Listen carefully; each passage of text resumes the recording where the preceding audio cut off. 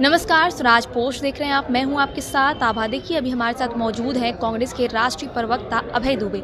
Sir, voter अधिकार यात्रा जो कांग्रेस के द्वारा निकाली जा रही है, लगातार उस पर जो है सत्ता पक्ष के द्वारा बहुत कुछ कहा जा रहा है कि भ्रम फैलाया जा रहा है, विपक्ष के पास कोई मुद्दा नहीं है, इसलिए ये यात्रा को निकाल रहे हैं। क्या कहेंगे इन सबको? सत्ता दल का और चुनाव आयोग की साठगांठ है।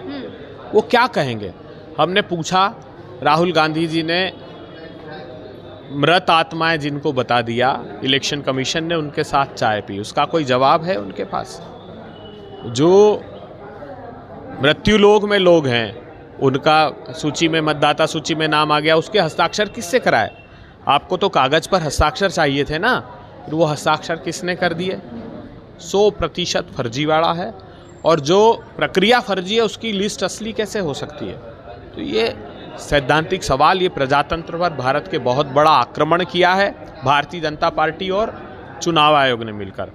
मैं एक सवाल करना चाहता हूँ कि ये ईआरओ को एक लिस्ट ईआरओज ने सौंपी बीएलओ को, बीएलओ के पास जबकि फॉर्म अपलोड किए थे दस्तावेजों के साथ, फिर भी उनके नाम कटे, तो ये लिस्ट कहाँ से आई थी? ये बताए चुनाव आयोग।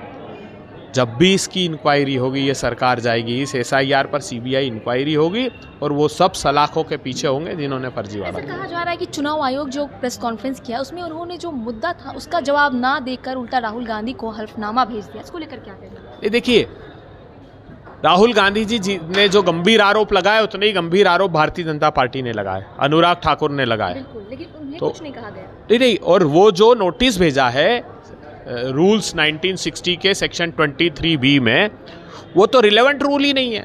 उसमें तो 30 दिन के भीतर आपको ड्राफ्ट लिस्ट में ऑब्जेक्शन फाइल करने होते हैं। तो उसमें दो ऑप्शन है, या तो चुनाव आयोग कहता है शपथ पत्र दे दीजिए, या व्यक्तिगत क्षमता में आकर मिलकर हमको बता दीजिए। दूसरा ही ऑप्शन क्यों चुना? और वो तो रिलेवेंट सेक्शन है ही नहीं। तो ये सिर्फ भ्रामक दुष्प्रचार है, ये अपने पाप पर पर्दा डालना चाहते हैं और वो कांग्रेस पार्टी होने, राहुल गांधी होने नहीं देगा।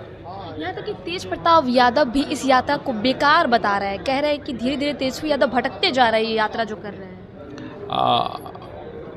मैं सभी ऐसे लोग जो इस बिहार के नागरिकों के अपमान जो भारतीय जनता पार्टी और चुनाव आयोग ने किया है, उसके समर्थन में, उसके खिलाफ दृढ़ता से खड़े हुए हैं। अगर इस यात्रा के खिलाफ कोई बोलता है तो मैं इतना ही कहूँगा कि उनको सद्बुद्धि प्रदान करें और वो भी समर्थन इस बात का करें, क्योंकि ये कोई राजनीतिक लड़ाई नहीं है, ये प्रजातंत्र पर सीधा हमला चुनाव आयोग और भारतीय जनता पार्टी जेडीयू का है। दो बड़े प्रमाण मिलते हैं हमको। चुनाव आयुक्त ने पहले दिन जब मीटिंग करने गए, हम इस प्रक्रिया की शुरुआत भी नहीं हुई थी, तब कह दिया 20% वोट कटेंगे। इनको चिंता क्यों नहीं हुई? जब सर्वोच्च अदालत ने यह फैसला दिया कि 65 लाख लोगों की कारण बता करके आपको पोलिंग बूथ पर उनकी सूचियां चिपकानी होगी, इस बात का स्वागत क्यों नहीं किया? इनके चेहरे क्यों उतर गए थे तब?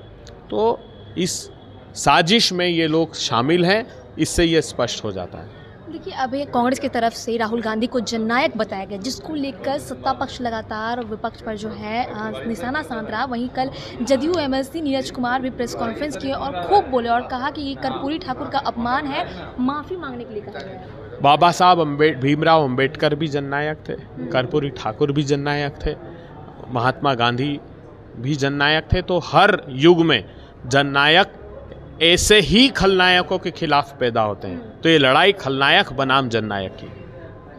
उन्होंने कहा है कि ये जदयू के मंत्री बोल रहे हैं कि ये जो यात्रा है, यहाँ पर जो बिहार में राहुल गांधी को जननायक बता दिया गया, वहीं अगर राहुल गांधी दिल्ली जाते हैं तो उन्हें राष्ट्रपिता बताया जाएगा। देखिए, राहुल गांधी आत्मकेंद्रित व्यक्ति नहीं है। राहुल गांधी से अगर आप बात करेंगे तो वो कहते हैं इस देश के जननायक हैं, इस देश के किसान।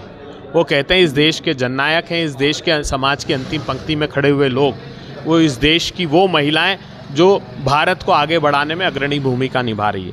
उनके लिए जननायक की परिभाषा अलग है, लेकिन ये हमारी भावना है, ये भारत के नागरिकों की भावना है कि जिस प्रकार वो निर्भीकता से उन लोगों की लड़ाई लड़ रहे हैं जो समाज में हाशिए पर डाल दिए गए हैं। इसलिए मुझे लगता है कि ये जनता का स्वर है, ये राजनीतिक स्वर नहीं है।